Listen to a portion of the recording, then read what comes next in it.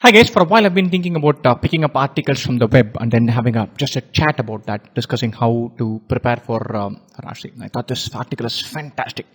I was just drafting an email for our own scholarship exam. I wanted to focus specifically on why you should take this exam, how you should take in the exam, and how you should have a sense of joy about preparing for CAT. And I came across this article, which is absolutely fabulous. And I'm going to read this article in depth and then take some time to discuss some phrases and bits and bobs in this article.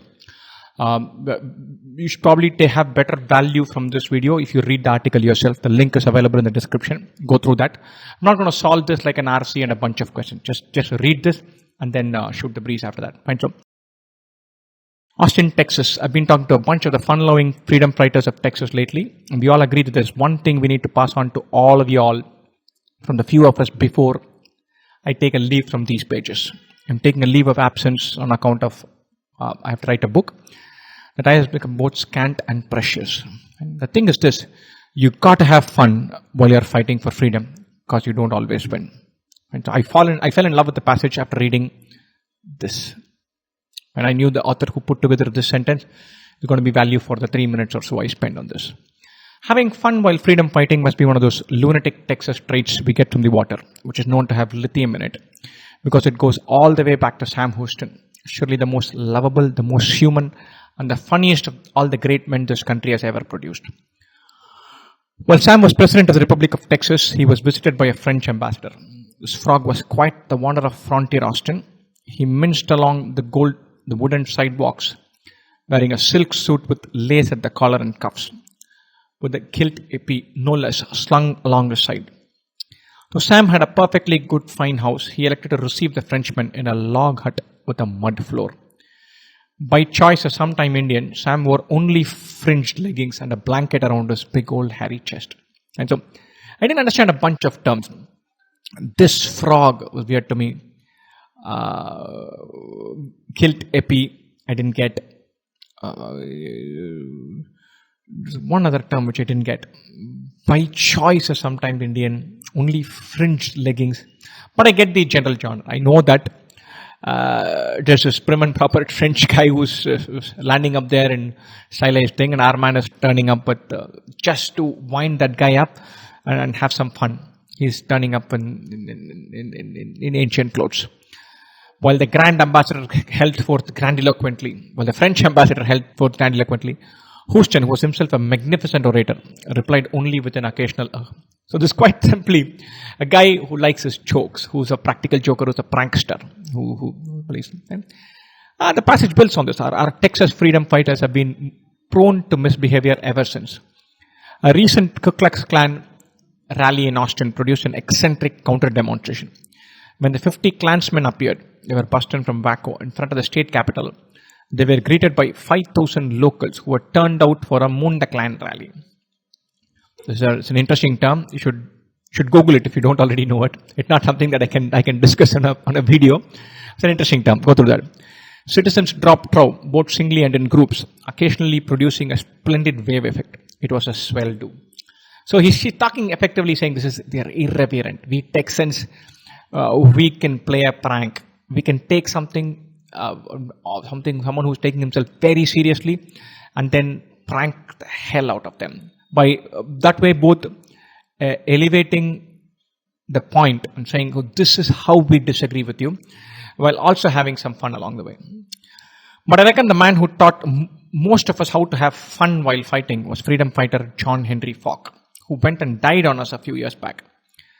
Despite getting blacklisted during the McCarthy era and having a number of other misadventures during his life, Johnny never lost his sense of mischief. And to the end of his days, he could be counted on to have some elaborate practical joke to bedevil whichever do-badder had most recently and most egregiously harmed the cause of liberty and justice for all. So this team, so far it was about practical jokes and having some fun.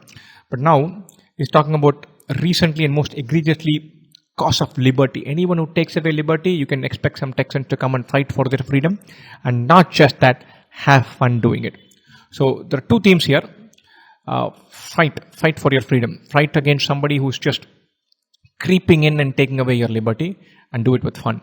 Do it irreverently, do it with pranks, do it with mischief, do it with a twinkle in your eyes. That's what she's saying. And she's discussing characters. Johnny used to tell a story about when he was a Texas Ranger, a captain in fact. He was 7 at the time. His friend Boots Cooper, who was 6, was sheriff. And the two of them used to do a lot of heavy law enforcement out behind the VARC place in South Austin. This is a wonderful phrase. The author is having a mischievous air about her. She says, she's the raconteur. She's talking about the story. The ranger and the sheriff who are 7 and 6. They're play acting.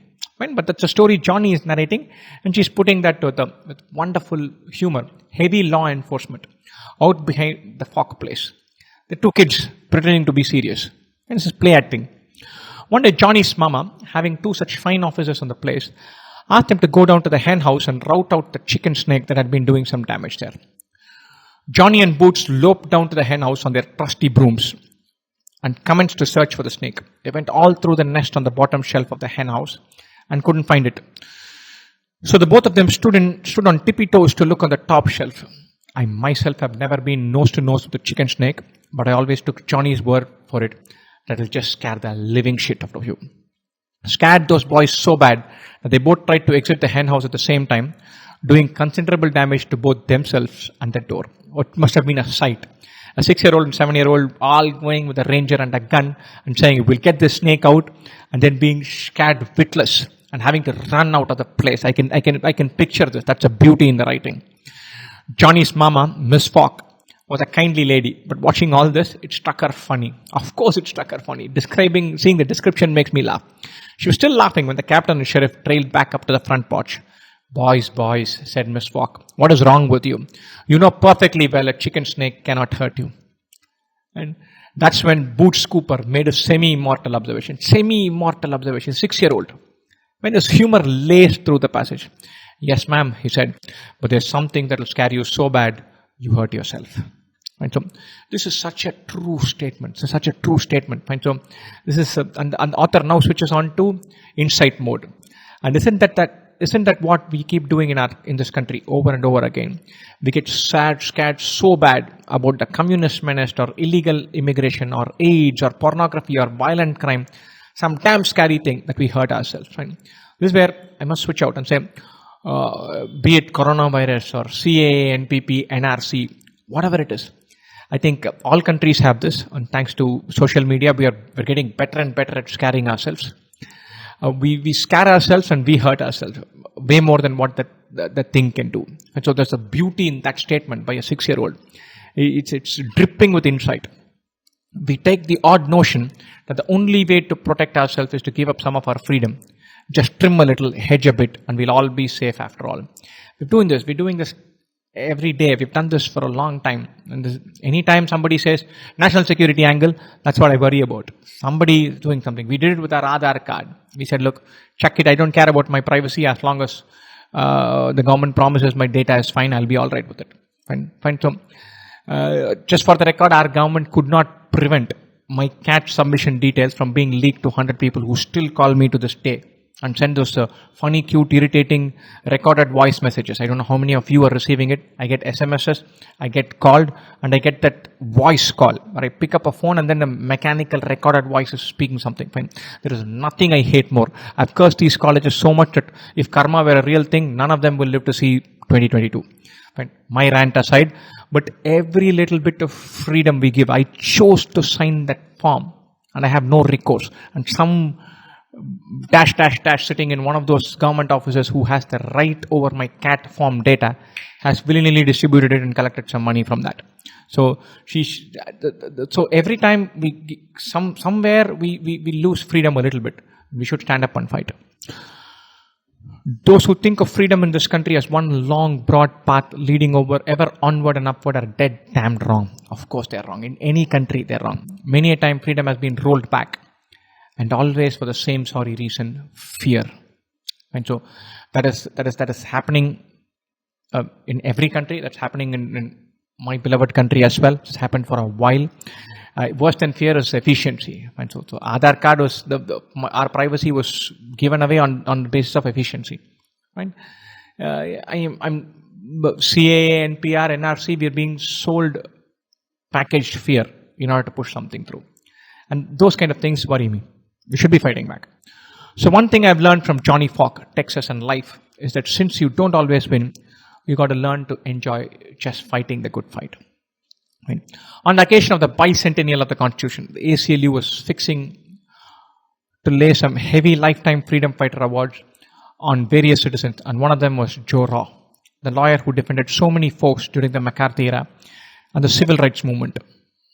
And Rao was sick in the hospital at the time, and asked a friend of his to go down and collect the award for him. His friend went to see him at the hospital and said, "Joe, what do you want me to tell these folks?"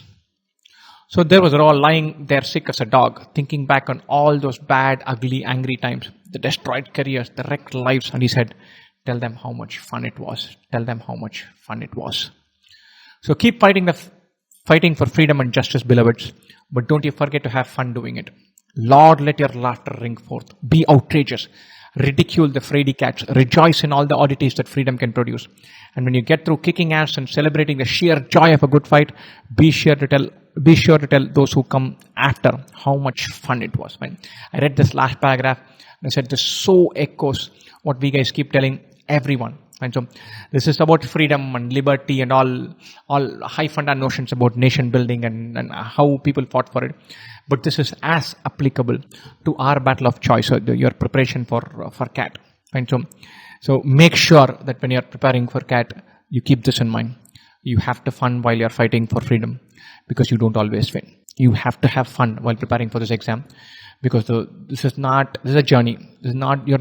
You should not be judging yourself by some performance and notional admit you get in a random B school a year from now. You should be saying, I'm solving some quant, having a go at some puzzles, reading such wonderful passages. This is a good life. And you should say this, not just now, a while later, in the end. We should say this thing that this Raw was saying, tell them how much fun it was. Tell them how much fun it was. I would love for you guys to finish and complete these journeys, and then come to our YouTube channel and then say this, or send us an email and saying, I had so much fun preparing for this exam. And so let your laughter ring forth. Be outrageous. Ridicule the fraidy facts. Rejoice in the oddities that this preparation can give you. And then you get through kicking ass and celebrating the sheer joy of a good fight. Sheer joy of a good fight. Not the end outcome, not the result, not the admission process form, not your MBA, but the joy of a good fight. Be sure to tell those who come after how much fun it was. And so I thought this was a fabulous passage, laced with humor, laced with relevance, laced with insight. What we are going through with even coronavirus in some form talks about this. There's this wonderful thing about some things will scare you so much, but there's something that will scare you so bad you hurt yourself. And that's in some sense, we don't know, the jury is still out on this, on especially coronavirus, whether we are playing it too safe or whether we are not being scared enough and panicking enough. But there is a chance that we have scared ourselves and the global economy so bad that we have hurt ourselves more than maybe the virus could have. And there is a certain amount of information gap, so the jury is still out on that. But on quite a few instances, the way we react when we are scared causes more damage than whatever the damn thing we were scared of could have caused. And that's a fabulous insight woven into a story about two 6-7-year-olds. And the wonderful writing. You need to read this passage and have fun and smile to yourself. And so, Moon the Clan. That put a smile on my face. Moon the Clan rally, and 5,000 people landed up for a 50-member clan fight. And what this guy Sam Houston did, I could picturize that, and I had a good laugh. So there's one more which I really like. The heavy law enforcement behind the Falk Place in South Austin. Wonderful. Heavy law enforcement. And then stood on tippy toes to look at the top shelf. I was imagining this. 2 kids doing considerable damage to both themselves and the door. I can imagine 2 kids running out of a hut. And this is a fabulous statement. Semi-immortal. That put a smile on my face. This is a fabulous statement. Then the author switches from fun to insight, and then ends about exhorting how much fun you should have. The last paragraph is sheer delight. Be sure to kick ass and celebrate, and then tell the people how much fun it was. Make sure that all of you do this. Jump on board this gravy train. Jump on board this CAT preparation. Do it for the joy of it, for the delight of it. If you want one wonderful opportunity to just test the waters you can do few things better than to just sign up for the scholarship exam and spend 1 hour just taking the damn test, just to know where you stand, how you do. Forget the scholarship, forget about taking the course, but just test waters. Go out there, see that, and jump in, and the whole process will become less intimidating if you tell yourself, I'm in it for the fun. I cannot not do this. And I can tell you from my own personal experience that there's a direct correlation between the guys who enjoyed their preparation and who crack this exam. So make sure you have lots and lots and lots of fun preparing for this exam. So guys.